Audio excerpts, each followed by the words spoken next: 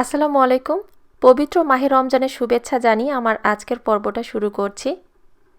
যেহেতু এখন প্রচণ্ড গরম এবং দিনটাও কিন্তু বেশ লম্বা হয়ে থাকে, তো সারাদিন রোজা রাখার পর বিকেলের দিকে আমরা সবাই একটু হলেও ক্লান্তি অনুভব করি। ক্লান্তি দূর করার জন্য আমার কাছে মনে হয় লেবু পানীয় বা লেবুর শরবতের কোনো বিকল্প নেই। যদিও ইফতারি টেবিলে বিভিন্ন ধরনের শরবতের প্রচলন আছে, তারপরও সবথেকে জনপ্রিয় হচ্ছে লেবুর শরবত। সারাদিন রোজা রাখার পর বিকেলে ইফতারিতে এই ধরনের একটা ঠান্ডা লেবুর শরবত যেন সারাদিনের ক্লান্তিটাই দূর করে দিবে। সংরক্ষণ পদ্ধতি সহ 6টি ভিন্ন ফ্লেভারে আজকের এই লেবুর শরবতগুলো আপনাদের তৈরি করে দেখাবো। আশা করছি আজকের রেসিপিটিও আপনাদের ভালো লাগবে। তাহলে চলুন আজকের রেসিপিটি দেখে নেওয়া যাক। লেবুর শরবতের জন্য এখানে বেশ কয়েকটা লেবু নিয়ে নিয়েছি। লেবুর কালারটা এরকম এসেছে কারণ হচ্ছে এই লেবুগুলো ডিপ ফ্রিজে সংরক্ষণ করা ছিল। যেহেতু এখন আমরা সবাই একটা কঠিন সময় পার করছি, আর এই মুহূর্তে ফ্রেশ লেবু কিনে এনে শরবত করে দেখানোটা আমার পক্ষে সম্ভব ছিল না। যদি আপনারা কেউ ডিপ ফ্রিজে আস্ত লেবু সংরক্ষণ করেন, সেই ক্ষেত্রে ডিপ ফ্রিজ থেকে বের করে নেওয়ার পর ভালোভাবে পানি দিয়ে ধুয়ে পরিষ্কার করে নিতে হবে।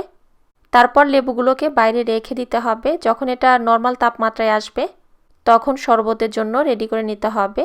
আর যদি ঘরে মাইক্রোওয়েভ থাকে সেক্ষেত্রে 30 সেকেন্ডের জন্য মাইক্রোওয়েভে একটু গরম করে নেবেন, তাহলেই হবে। এখন লেবুগুলোকে মাঝখানে টুকরো করে কেটে নিচ্ছি। আর লেবুটা কেনার সময় একটা বিষয় খেয়াল রাখবেন, যেন লেবুর চামড়াটা একটু পাতলা হয়। কারণ লেবুর চামড়া যদি একটু পাতলা হয় সেক্ষেত্রে লেবুর রসটা কিন্তু সেই লেবু থেকে বেশি বের হয়। লেবুগুলোকে মাঝামাঝিভাবে কেটে নেওয়ার পর এখন প্রত্যেকটা লেবু থেকে রসটা বের করে নিব। যতগুলো লেবু এখানে কেটে নিয়েছিলাম প্রত্যেকটা লেবু থেকে যতটুকু সম্ভব পারা যায় রসটা বের করে নিয়েছি। স্বাদটা ব্যালেন্স করার জন্য দিয়ে দিচ্ছি সামান্য পরিমাণে পানি। যেহেতু লেবুর রসে একটা তেতো ভাব থাকে, পানি অ্যাড করে দিলে সেই তেতো ভাবটা আর থাকবে না এবং স্বাদটাও ব্যালেন্স হবে। তারপর এই ধরনের একটা ট্রেতে লেবুর রসগুলো নিয়ে নিয়েছি। আর এভাবে লেবুর রসটা সংরক্ষণ করলে শরবত বানাতে বেশ সুবিধা হয়। এক এক করে লেবুর রসটা মোল্ডে নিয়ে নিয়েছি। লেবুর রসটা মোল্ডে নিয়ে নেওয়ার পর ডিপ ফ্রিজে রেখে দিব যতক্ষণ না পর্যন্ত এটা বরফে পরিণত হয়, অর্থাৎ জমাট বাঁধে।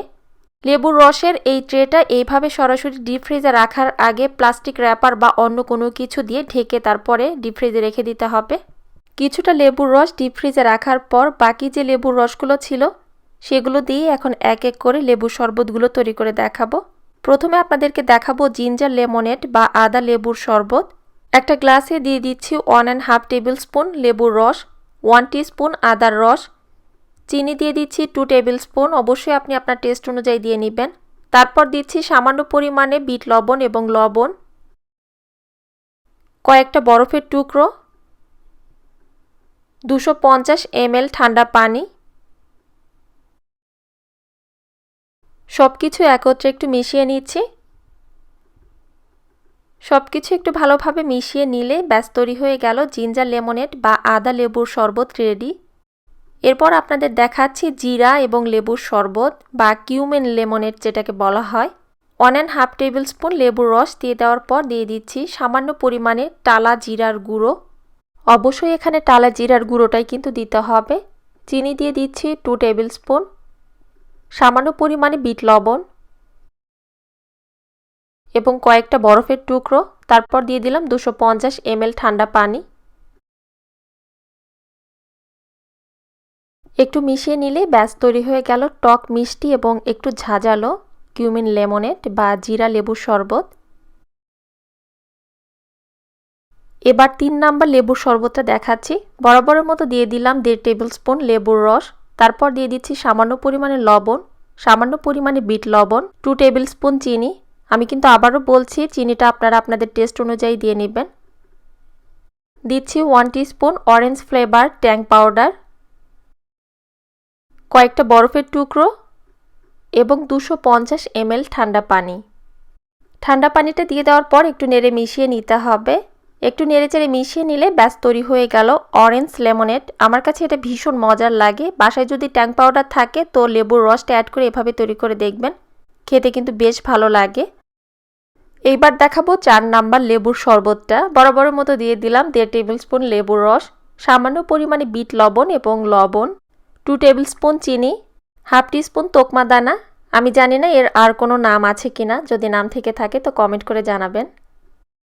কয়েকটা বরফের টুকরো, আপনারা চাইলে কিন্তু এখানে তোকমা দানার পরিবর্তে ইসুপগুলের ভুসিটাও দিতে পারেন। বরফের টুকরোটা দিয়ে দেওয়ার পর এখন দিয়ে দিচ্ছি 250 ml ঠান্ডা পানি। সব কিছু একত্রে মিশিয়ে নিচ্ছি। আর তোকমা দানা দিয়ে কিন্তু সঙ্গে সঙ্গে মিশিয়ে এটা খাওয়া যাবে না, এটা কিছুক্ষণ রেখে দিতে হবে, এতে করে তোকমা দানাটা ফুলে ডাবল হয়ে যাবে। 4 নম্বর লেবুর শরবতটা তৈরি হয়ে যাওয়ার পর এখন আপনাদেরকে দেখাচ্ছি 5 নম্বর লেবুর শরবত। বরাবরের মতো দিয়ে দিলাম 1.5 টেবিল স্পুন লেবুর রস, চিনি দিয়ে দিচ্ছি 2 টেবিল স্পুন, সামান্য পরিমাণে বিট লবণ, একটু আনারস থেকে রস বের করে নিয়েছি। আনারসের রসটা দিয়ে দেওয়ার পর এখন দিয়ে দিচ্ছি কয়েকটা বরফের টুকরো। লেবুর রসটা যে পদ্ধতিতে বের করেছি আনারসের রসটাও কিন্তু সেম প্রসেসে এখানে বের করে নিয়েছি। তারপর একটা ছাঁকনার সাহায্যে একটু ছেঁকে নিয়েছি। তারপর দিচ্ছি 200 ml ঠান্ডা পানি। সব কিছু একত্রে একটু ভালোভাবে নেড়েচেড়ে মিশিয়ে নিলে ব্যাস তৈরি হয়ে গেল ভীষণ মজার ঠান্ডা ঠান্ডা পাইনঅ্যাপল লেমনেড বা আনারস লেবুর শরবত। এখন সবশেষ আপনাদেরকে 6 নাম্বার লেবুর শরবতটা তৈরি করে দেখাবো। 2 টেবিল স্পুন লেবুর রস নিয়ে নেওয়ার পর দিয়ে দিচ্ছি সামান্য পরিমাণে বিট লবণ, সামান্য পরিমাণে লবণ, 2 টেবিল স্পুন চিনি, কয়েকটা ফ্রেশ পুদিনা পাতা। আর এটা যেন একটু ভালোভাবে ব্লেন্ড করা যায় সেই জন্য দিয়েছি 1/4 কাপ পানি। তারপর একটু ভালোভাবে ব্লেন্ডারের সাহায্যে ব্লেন্ড করে নিতে হবে। আর এটা আমি হ্যান্ড ব্লেন্ডারের সাহায্যে ব্লেন্ড করে নিয়েছি। একটু ভালোভাবে ব্লেন্ডারের সাহায্যে ব্লেন্ড করে নেওয়ার পর এটা তৈরি হয়ে যাবে। শরবতের এই মিশ্রণটা একটা গ্লাসে এখন একটা ছাঁকনার সাহায্যে একটু ছেঁকে নিচ্ছি, যেহেতু এখানে পুদিনা পাতাটা দেয়া আছে।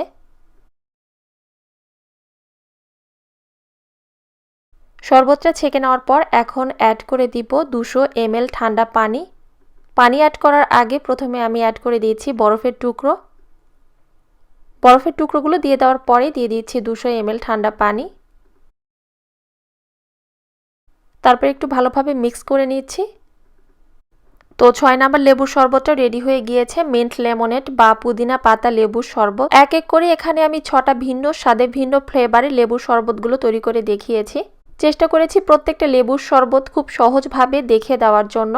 আর এখানে আমি চিনিটা কিন্তু নিজের টেস্ট অনুযায়ী দিয়েছি। চিনিটা কিন্তু অবশ্যই আপনারা শরবতটা বানানোর সময় নিজেদের টেস্ট অনুযায়ী দিয়ে নেবেন। আর তোকমা দানা দিয়ে যে শরবতটা বানিয়েছিলাম একটু লক্ষ্য করে দেখুন, এর ভেতরে কিন্তু তোকমা দানাটা বেশ ফুলে গিয়েছে।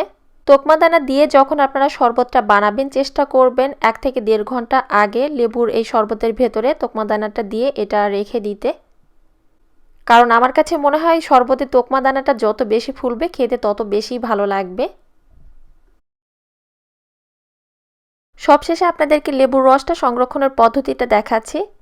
ইতিমধ্যে আমরা যে ডিপ ফ্রিজে লেবুর রসটা রেখে দিয়েছিলাম, প্রায় 4 থেকে 5 ঘন্টা পর ডিপ ফ্রিজ থেকে লেবুর রসের ট্রেটা আমি বের করে নিয়েছি। লেবুর রসটা ভালোভাবে সেট হয়ে যাওয়ার পরেই কিন্তু ডিপ ফ্রিজ থেকে বের করে নিতে হবে। আর আমি যেমনটা বলেছিলাম প্লাস্টিক র্যাপার দিয়ে কিন্তু ঢেকে তারপরে এটা আমি ডিপ ফ্রিজে রেখেছিলাম। এখন এক এক করে লেবুর রসের টুকরোগুলো মোল্ড থেকে আমি বের করে নিচ্ছি। সবগুলো মোল্ড থেকে বের করে নেওয়ার পর দেরি করা যাবে না, সঙ্গে সঙ্গে জিপলক ব্যাগের ভেতরে ভরে ডিপ ফ্রিজে রেখে দিতে হবে। দেরি করলে যেহেতু এটা পানি আর জমে একটু বরফের মতো হয়েছে, সেক্ষেত্রে আবার বাইরে রাখলে এটা আবার গলে যাবে। জিপলক ব্যাগের ভেতরে নিয়ে নেওয়ার পর ডিপ ফ্রিজে প্রায় 1 মাসের মতো রেখে আমরা সংরক্ষণ করে খেতে পারবো। প্রত্যেকটা টুকরোতে এখানে 1 টেবিল স্পুনের মতো কিন্তু লেবুর রস আছে। সেই হিসেবে আপনাদেরকে পানি অ্যাড করে দিয়ে শরবতগুলো বানিয়ে নিতে হবে। চেষ্টা করেছি একটা সহজ রেসিপি শেয়ার করার জন্য, জানি না আপনাদের কাছে কতটুকু ভালো লেগেছে। রেসিপি সম্পর্কে যদি আপনাদের কোনো প্রশ্ন থাকে তো কমেন্ট করে জানাবেন, আমি রিপ্লাই দিতে ট্রাই করব। পরবর্তী রেসিপি দেখার আমন্ত্রণ জানিয়ে আজ এখানেই বিদায় নিচ্ছি। আর বিদায় নেওয়ার আগে সবাইকে বলছি প্লিজ আপনারা সবাই ঘরে থাকুন, কারণ আমরা সবাই জানি এখন একটা কঠিন সময়ের ভেতর দিয়ে আমরা যাচ্ছি। সো প্লিজ বাসায় থাকুন, নিজেকে ভালো রাখুন, কারণ আপনি ভালো থাকলে আপনার পরিবার ভালো থাকবে এবং আশেপাশের মানুষগুলো ভালো থাকবে। আজ এখানেই বিদায় নিচ্ছি। সবাই অনেক বেশি ভালো থাকবেন, সুস্থ থাকবেন, আমাদের সবার জন্য দোয়া করবেন। আল্লাহ হাফেজ।